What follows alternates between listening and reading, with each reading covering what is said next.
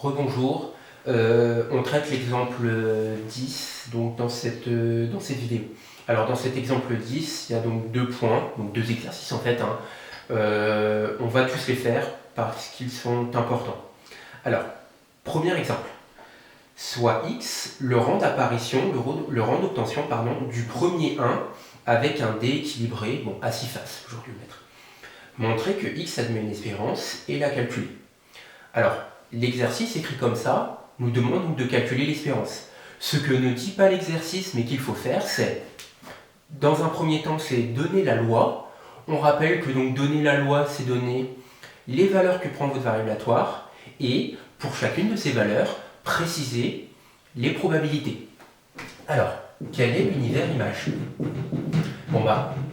Vous lancez votre dé, votre premier 1, vous pouvez l'avoir à quel lancer? Peut-être que vous allez avoir de la chance, vous allez peut-être le prendre en premier lancer. Peut-être au deuxième, peut-être au troisième.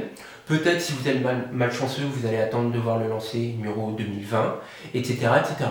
Donc le support c'est n étoiles, c'est-à-dire c'est l'ensemble des entiers naturels non nuls. Ok. Donc maintenant, pour chacune de ces valeurs, donc pour chaque entier naturel non nul, on va calculer la probabilité que x prenne la valeur k. Donc soit k appartenant à n étoiles. Alors, déjà, avant de calculer la probabilité de l'événement, essayons d'avoir une description complète de cet événement. Alors, l'énoncé ne l'introduit pas, mais je vais introduire l'événement AI. Donc, on obtient 1 au lancer numéro. Qu'est-ce que c'est que l'événement x égale à k? X égale à k, ça veut dire que au rang numéro k, vous avez votre premier 1. Donc, qu'est-ce que ça veut dire? Ça veut dire qu'au rang 1, au rang 2, etc., jusqu'au rang k-1, vous n'avez pas obtenu de lancer numéro 1. Donc, si au rang 1, vous n'avez pas obtenu de 1, ça veut dire que vous avez réalisé l'événement à 1 bar. Vous n'avez pas de 1. Et au lancer numéro 2, vous n'avez pas de 1. Donc ça veut dire que vous réalisez l'événement à 2 bars. Etc. etc. jusqu'au numéro k-1 à k-1 bar. Et après, au lancer numéro k, vous avez votre premier 1. Donc ça veut dire que vous réalisez l'événement à k. Voilà, là vous avez la description de votre événement. Maintenant, on peut calculer la probabilité. Qu'est-ce que c'est que la probabilité que x prenne la valeur k?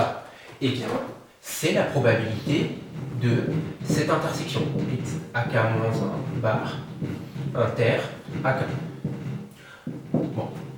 Les lancers sont supposés mutuellement indépendants. Ça veut donc dire que la probabilité de l'intersection, c'est le produit des probabilités. Donc ça nous donne P2A1 bar fois P2AK-1 bar fois P2AK.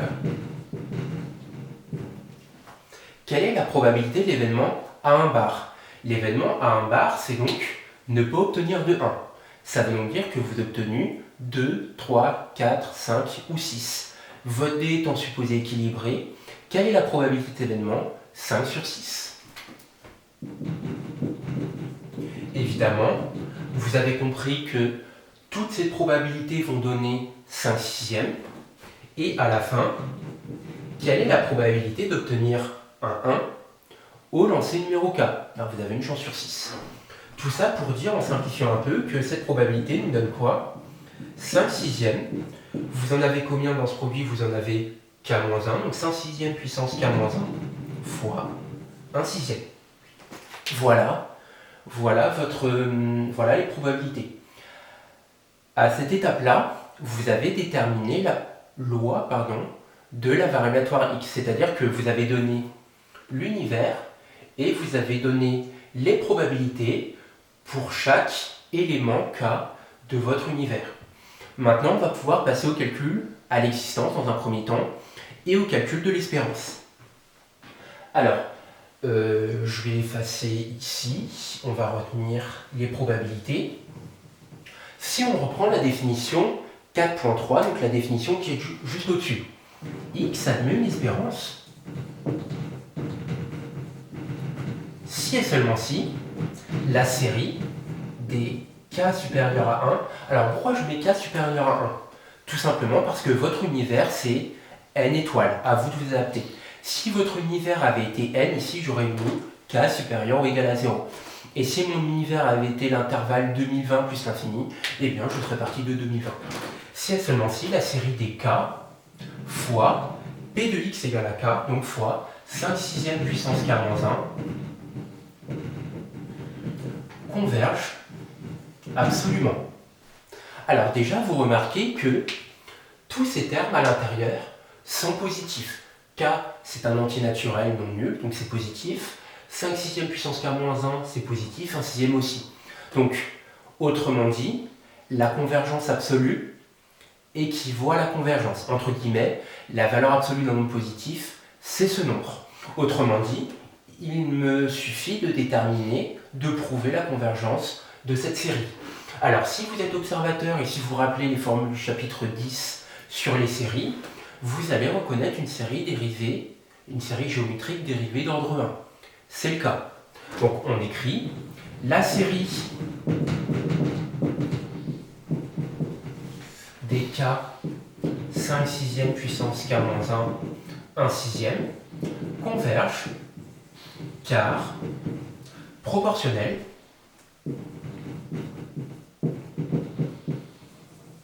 à une série géométrique dérivée d'ordre 1, avec la raison qui est 5 sixième, qui est comprise entre moins 1 et 1. Toujours, quand on prouve la convergence et qu'on calcule la série, en deux temps, convergence, puis calcul de la somme. Donc là, pas de problème, j'ai prouvé la convergence. Ensuite, je peux passer au calcul de la somme de cette série. X admet une espérance E de x. L'espérance, c'est quoi? C'est la somme de cette série. Rappel, ça c'est la série. Une série, c'est un objet mathématique qui a deux comportements possibles, convergente ou divergente. La somme de la série, c'est un nombre. Parler de la somme de la série sans prouver au préalable la convergence, cela n'a pas de sens. Donc là, pas de problème, ça a un sens.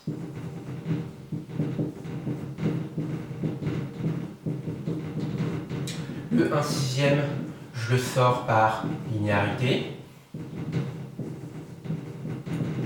Et là, je peux calculer la somme de cette série. Je vous invite à reprendre les formules du chapitre 10 si vous avez des trous de mémoire.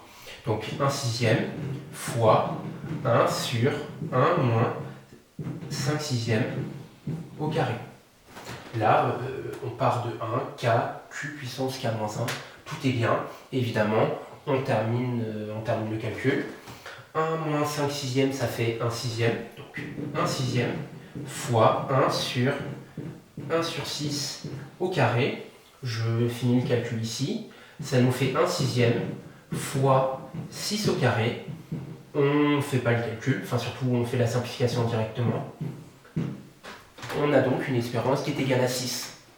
Vous remarquerez d'ailleurs que ce résultat est extrêmement logique, tout simplement parce que si vous lancez un dé équilibré à 6 faces, au bout de combien de temps en moyenne vous allez obtenir votre premier 1? Eh bien en moyenne il va vous falloir faire 6 lancers. C'est ce que l'on obtient ici. Ok, on va passer donc à l'exemple numéro 2.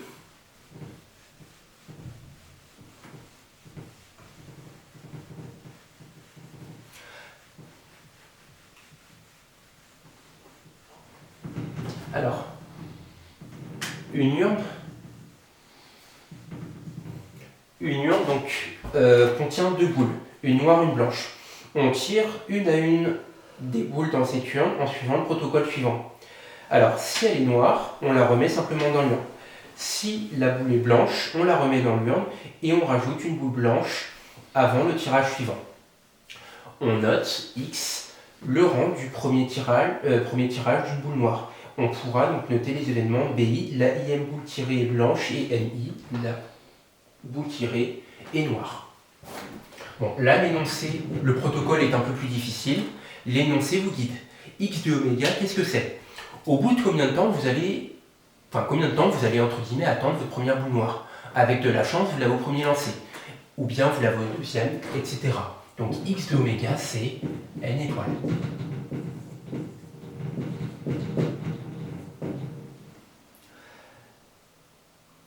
Calculer la somme des P de X égale à K pour X de oméga. Eh bien,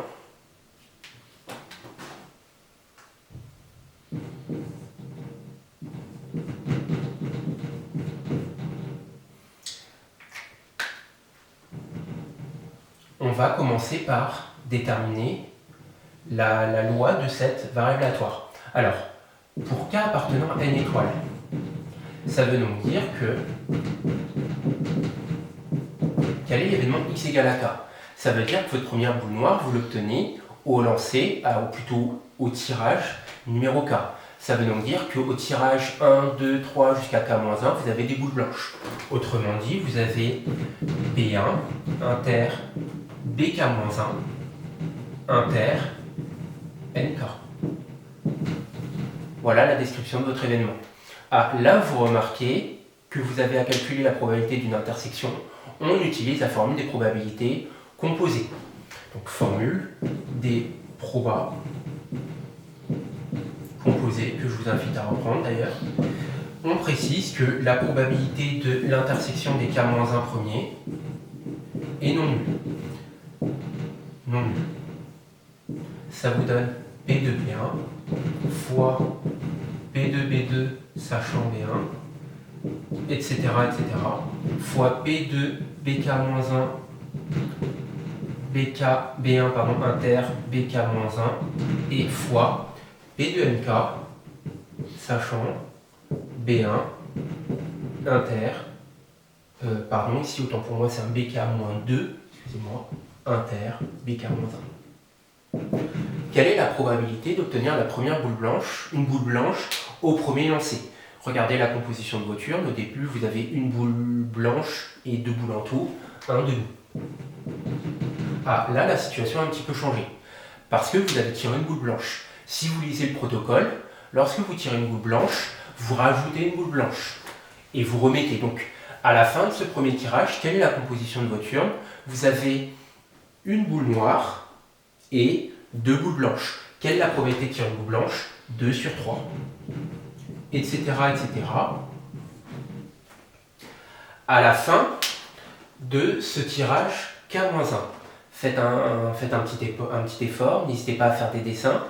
Quelle est la composition de votre urne? Eh bien, vous avez K boules et vous avez K-1 boule blanche. À chaque tirage, vous rajoutez une boule blanche. Et donc, la boule noire, elle reste. Et à la fin de ce tirage, qu'est-ce qui se passe? Vous devez tirer une boule noire. Vous devez tirer une boule noire, donc vous avez une chance sur... Ah oui, mais vous avez combien de boules en tout? Vous avez rajouté une boule blanche à l'issue du tirage précédent, donc vous avez K plus une boule. Vous remarquez que tous ces événements, tous ces nombres se simplifient, sauf celui-là, et donc il vous reste 1 sur K, K plus 1. Alors, je vous invite à le vérifier, mais ça vous fait du 1 sur K moins 1 sur K plus 1. Et maintenant, on calcule la somme. Alors, ici, si je vous fais écrire ça, c'est qu'il y a un télescopage. Donc, la probabilité de x égale à k, c'est donc la somme de 1 à grand N des 1 sur k moins 1 sur k plus 1. Je vous laisse faire le télescopage, il vous reste 1 moins 1 sur n plus 1. Et cette quantité, elle tend vers 1 lorsque n tend vers l'infini. Ainsi, la série des P de x égale à k converge et sa somme vaut 1. Au passage, c'est extrêmement normal, tout simplement parce que la somme des probabilités vaut 1. Refaites le télescopage, je vous invite à le faire. Troisième question. que l'on va faire dans une prochaine vidéo.